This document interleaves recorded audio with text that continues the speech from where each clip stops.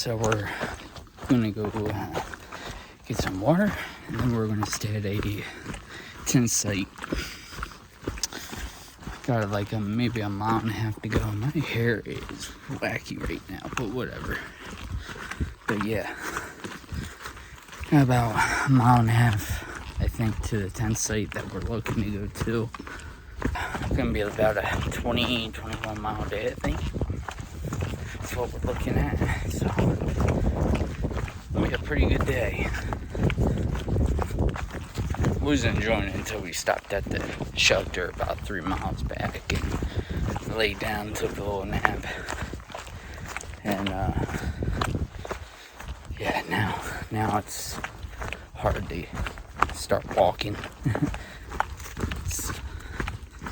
I'm struggling a little bit, that's for sure, but most of this is downhill, so that's good news. Just made it here in time. Got a little spot of showers. Not gonna last that long, but as the rain's passing, it's just gonna blow up my thing, get my sleep system ready. Like, yeah.